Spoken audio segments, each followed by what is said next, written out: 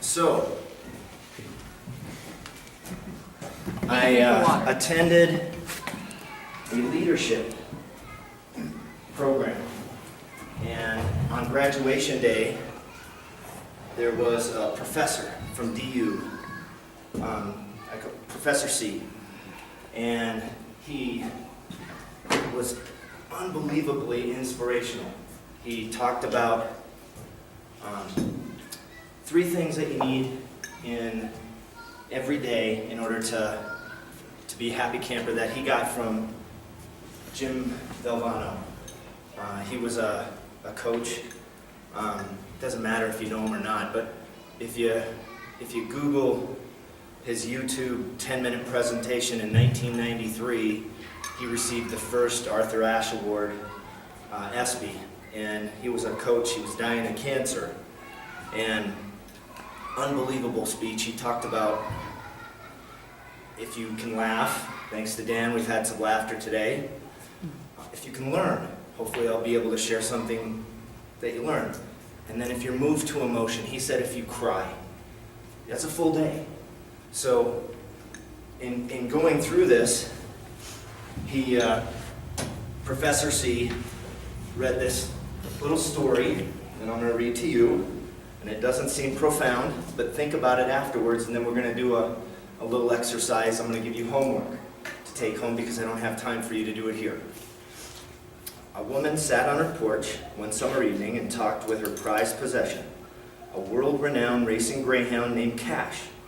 When he raced, Cash ran with all his might and won and won and won. After each victory, his owner happily deposited the large paychecks into her retirement fund. The two often spent hours on the porch recounting the victories and pondering future races. This evening was different, however. After decades of success and millions of dollars in winnings, the greyhound has told his owner he was hanging it up. Cash had run his final race. Upon hearing the news, the shocked owner asked, "Just be honest. Are you getting too old to keep up this pace?" Cash answered, "No, I still have a lot of race in me." Moving on, the owner cried, "So are you injured?" "No," Cash replied. "Actually, I've never felt better." "Well," inquired the woman, becoming increasingly frustrated, "do I mistreat you in any way?" "Come on," came the response. "You know you always treat me kindly." "Then why? Why won't you race? I must know. You're so good at what you do. You've worked for years to get to this point. The pinnacle of your career. If you retire now, you'll miss out on even larger paydays, worldwide fame, and the chance to go down as the most successful owner-greyhound combo in history." To that, Cash replied, "I do not want to race anymore because after all this running and running and running, I finally discovered that the rabbits I've been chasing all my life aren't even real." And it's one of those, it's a nice little fable, but it hit me like an hour later that this is one of those things about your priorities in life. What are those fake rabbits that you're chasing? What's really important to you?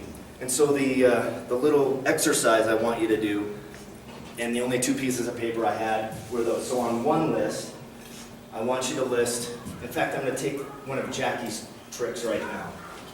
I want everybody to close your eyes, take a deep breath, and blow it out. I want you to do that 5 times.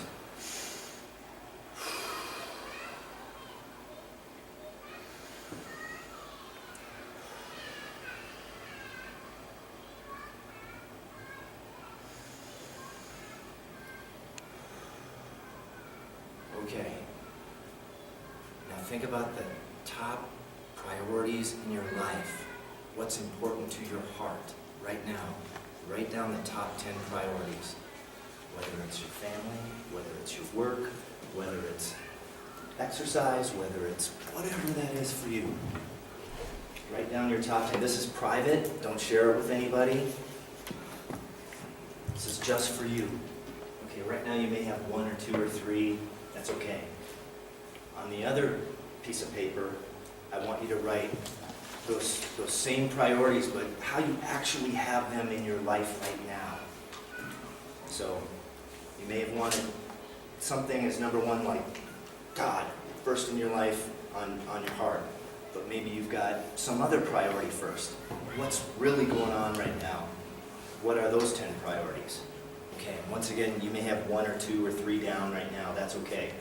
I want you to, this is for homework. Take it home and really contemplate this. And my list had lines going all different directions, so I didn't have alignment in what I thought my priorities were. So for me, it gave me an opportunity just to see what was on my heart and then how I'm living my life. And then I've made some changes in my life to make sure that those priorities are more aligned with who I really am. So that's the little exercise. Do I have 2 minutes left? Sure. Okay. All right.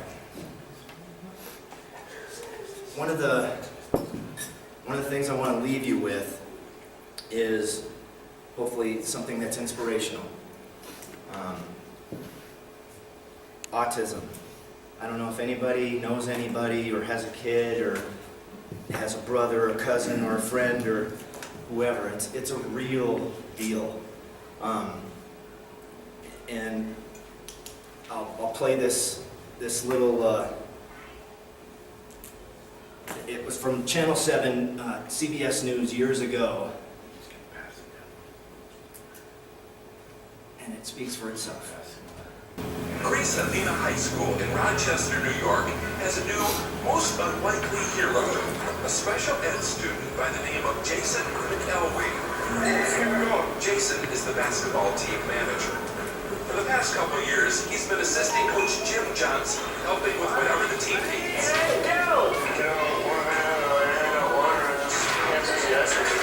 Enthusiastic, to say the least. Despite being born with autism, Jason's father says his son has never had a problem expressing himself in basketball games. I was always concerned that he might get a technical when they lose a game because he, start yelling or whatever. Let's have a hard practice tomorrow. A whole hour and a half, and let's get ready for a game. Let's go. 1, 2, 3, 10. Because he has been so devoted to the team, for the last game of the season, Coach Johnson decided to let Jason actually suit up. Not to play necessarily, just to let him feel what it's like to wear a jersey. At least that was the plan. But with 4 minutes to go in last week's game, Coach Johnson stood up and pointed to number 52, Jason McElwee. After years of fetching water and toweling off other people's sweat, Jason was actually in a game. His first shot was a 20-footer from the right baseline. Was it close? Did you almost make it? I just airballed it. I'd like to steer it out, please. Let's just get him a basket. His second shot missed too, but the third was a chunker. A 3-point no-doubter. And Jason wasn't done yet. Not by a long shot. If I wasn't there to witness it, I wouldn't have believed it, You caught fire. I just caught fire. That was hot as a pistol. Jason ended up shooting 6 3-pointers. Holy One man. right after the other. He had 20 points total, and each time a shot went in, his teammates and the crowd went a little crazier. His last basket, right at the buzzer, created total mayhem. Because he is autistic, Jason says he's used to feeling different, but never this different. Never this wonderful. Steve Hartman, CBS News, Rochester, New York. A little laughter, a little learning, and a little inspiration. Thanks. Thank you, Brent.